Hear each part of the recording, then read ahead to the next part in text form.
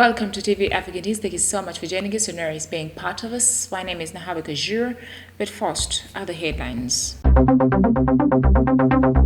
President Yoweri Kaguta Museveni appoints new Army Court boss to replace General Guti.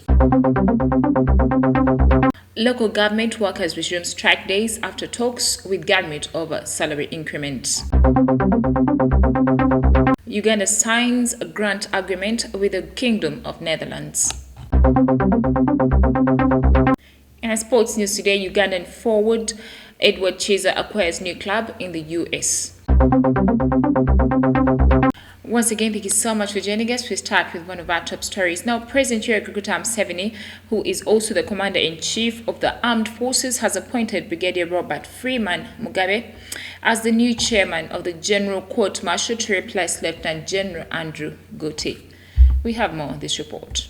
Brigadier Mugabe is the Adjutant General at the Land Forces headquarters in Bombo, a position he took over in November 2020. On the reserve team are Colonel Emmanuel David Muhanguzi, Colonel David Ositi Chidega, Lieutenant Colonel Patrick Matovu, Lieutenant Colonel Sabasitano Bosa, Lieutenant Colonel David Baguma, Major Stephen Etumide, Major Cyprian Sande Magezi, Major Jubilee Omax Dennis, Captain Grace Mbabazi and Captain Christine Sayuni, whereas Lieutenant Colonel Raphael Mugisha and Captain Ambrose Guma have been retained as Army Court prosecutors. The President also retained Lieutenant Colonel John Bizimana as the Court Secretary and Major Commander Mutunji as the Defense Counsel. Lieutenant General Guti was in May 2016 appointed as the Army Court Chairman to replace the late Major General Levi Karuhanga, who died earlier that month. He has since then been reappointed in the same position 5 times by the President. Lieutenant General Guti, however, still remains the Commandant of the Senior Command and Staff College, Chimaka in Jinja City. He is, however, among the list of generals and senior UPDF officers set for retirement for the forthcoming retirement exercise by the Army. Away from that, local government workers under their union, Uganda Local Government Workers Union, have announced the commencement of their industrial action with effect from Wednesday midnight. They accuse government of failure to enhance their salaries as agreed in the July 6 meeting on National Executive Board. Initially, the workers had scheduled to start their strike on July 7, 2022, following the expiry of the 90 days ultimatum which they had given government to address their salary grievances. To resolve the impasse, government on July 6th convened a meeting with the workers' union where it was agreed that they call off strike as government pledged to work on their enhancements. In a letter dated July 13th by Uganda Local Government Workers Union's General Secretary Hassan Ravai Mudiwa, the union said that after the meeting, it received a letter from the Minister of Public Service signed by the Secretary General Wilson Muruli Mukasa requesting the workers to officially call off the strike. However, the union has rejected Muruli's letter on account that it misrepresented the salary pay plan agreed in the meeting. Mudiba said that this misrepresentation has led the union's executive board into a decision to commence the strike as initially planned with effect from midnight Wednesday, July 13, 2022. He added that the strike will go on until government gives a credible commitment to local government workers' grievances. Moving on in the top stories, Uganda has signed a grant agreement of 650,000 euros with the Kingdom of Netherlands to finance the feasibility studies to strengthen the capacity of 14 regional referral hospitals. Now, the agreement was signed by Minister of Finance, Planning and Economic Development, Matia Kasaija, on behalf of the government of Uganda. Take a look at the story. Speaking during the ceremony, the Minister for Finance, Planning and Economic Development, Matia Kasaija, said the grant totaling to 650,000 euros will help in financing feasibility studies to strengthen the capacity of 14 regional referral hospitals, while 735,000 euros will help in undertaking feasibility studies for the improvement of fecal sludge in the Greater Kampala metropolitan area. Kasaija urged the Ministry of Health and National Water and Sewerage Corporation to ensure its speedy implementation, saying government is committed to being accountable. He said that the healthcare system is facing several challenges, such as inadequacy of services and resources, overcrowded referral hospitals among others, but with such a grant, the hospitals will be strengthened by providing access to well-functioning and sustainable medical equipment with supporting infrastructure and adequate trained staff. The minister further revealed that the Netherlands grant comes at a time the Greater Kampala metropolitan area faces sanitation management challenges with low fiscal collection rates despite government's deliberate interventions. Uganda has 16 referral hospitals operating in various parts of the country. Africa Today takes a quick break. We shall come back with international news.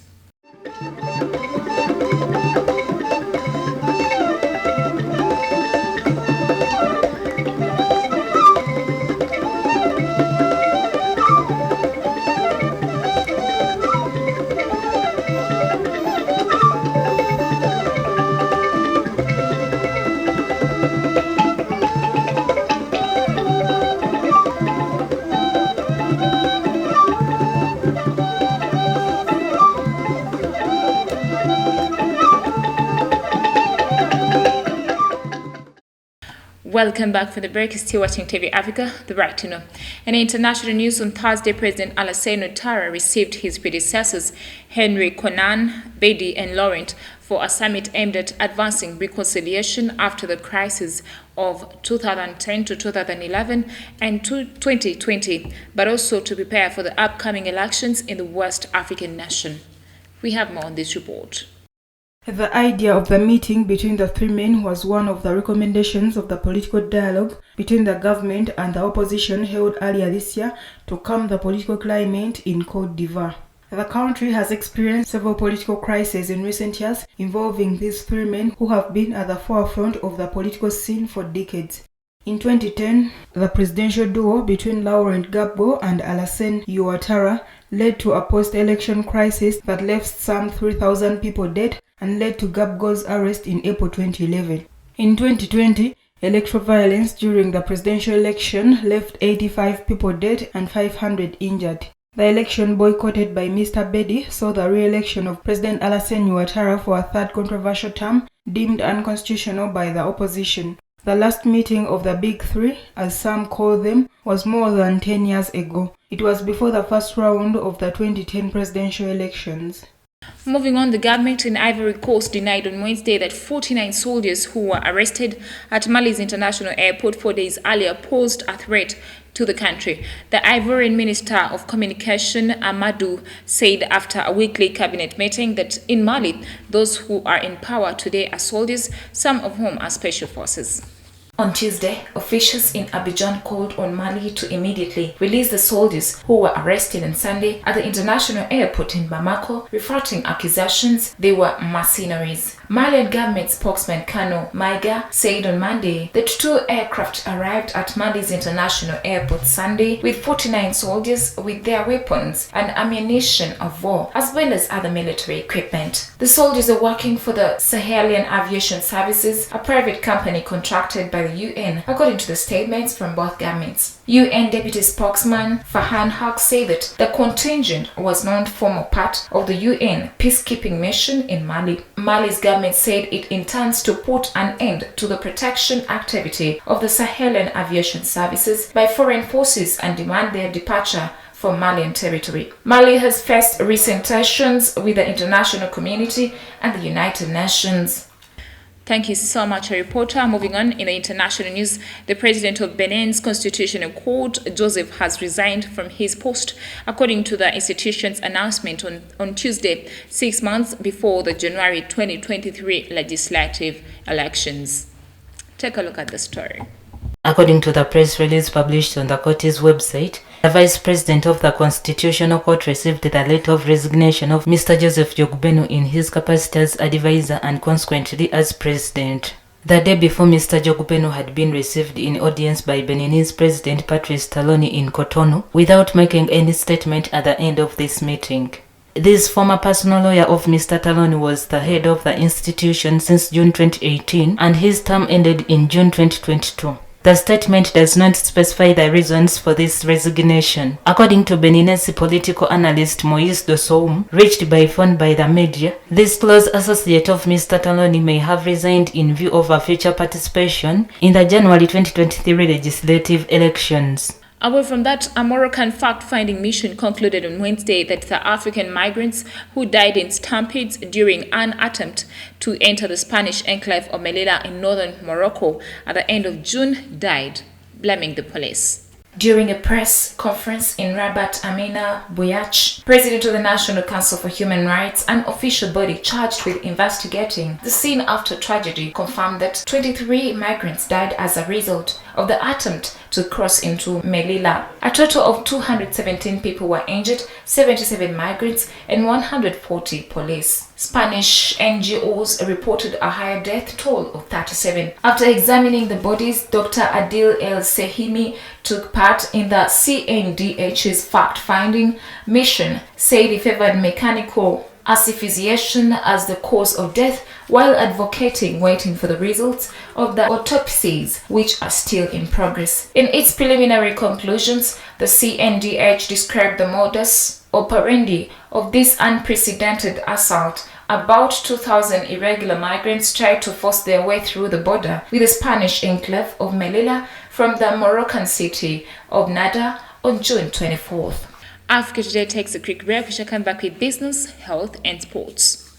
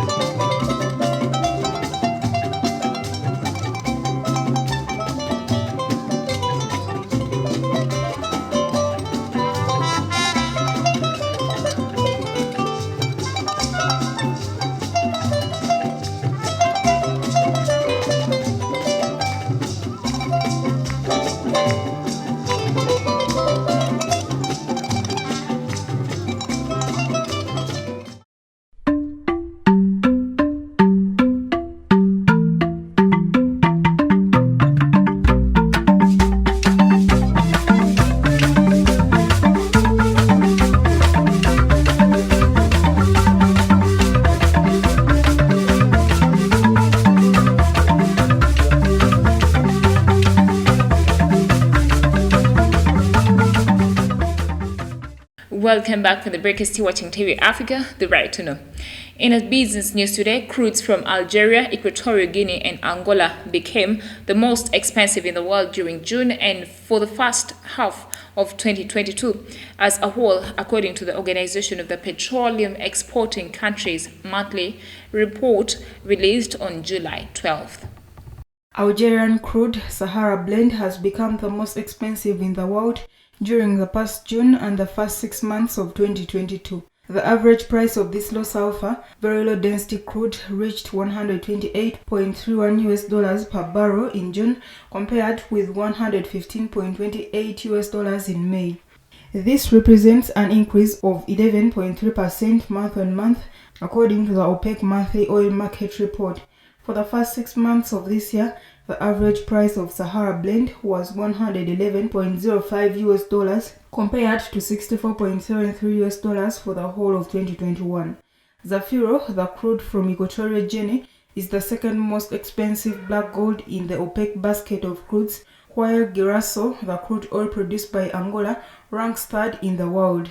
It traded at an average of $127.03 last June, compared to $113.95 in May, up 11.5% month on month. OPEC countries produced 28.716 million barrels per day overall in June 2022, compared with 28.678 in May, up 234,000 BPD according to secondary sources. On the other hand, the organization has said it expects oil demand growth to continue in 2023. Bagari.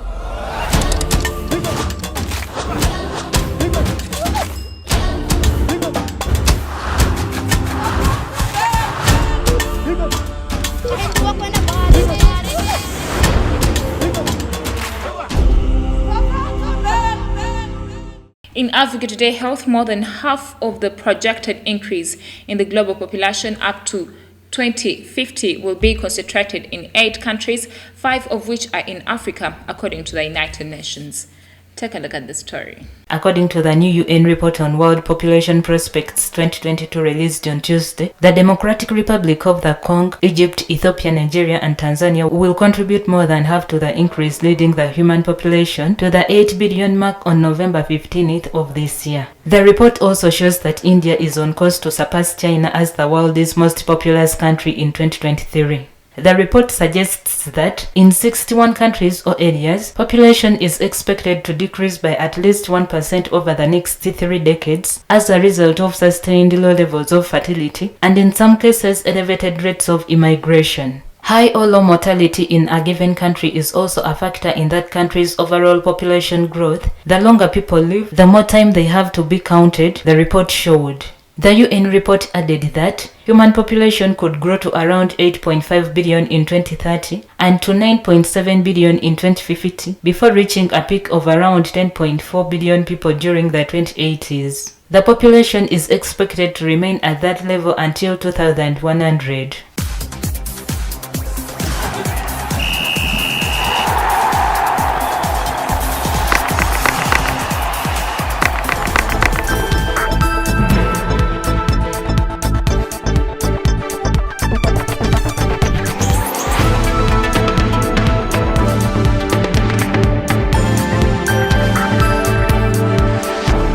In a sports news today, Ugandan forward Edward Chiza has joined Pittsburgh Riverhoods Sports Club on loan from the New England Revolution of Major League Soccer.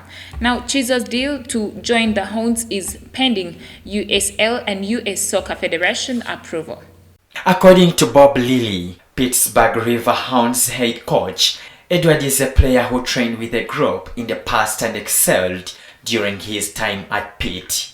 He added that he is a goal scorer with good movement, instincts, and finishing ability that they are excited to bring back to Pittsburgh. With the addition of Kiza, the Hounds now have 4 former Pitt players on their active roster. He joins the former college teammates Robbie Damrot, Arturo Ordonez, and Shane Whitback in Pittsburgh. The Hounds are in action again this Saturday when they travel to face New Mexico United for the first time in Lubbock. For the starters, Kiza was New England Revolution's first-round pick in the 2021 MLS Super Draft and signed with the team after a successful 3-year career at the University of Pittsburgh, during which he scored 31 goals in 53 games. Kiza split time between the MLS team and New England Revolution 2 in USL League One. It is at this particular time that I thank you for always being with us and always joining us. Don't forget to subscribe to our YouTube channel.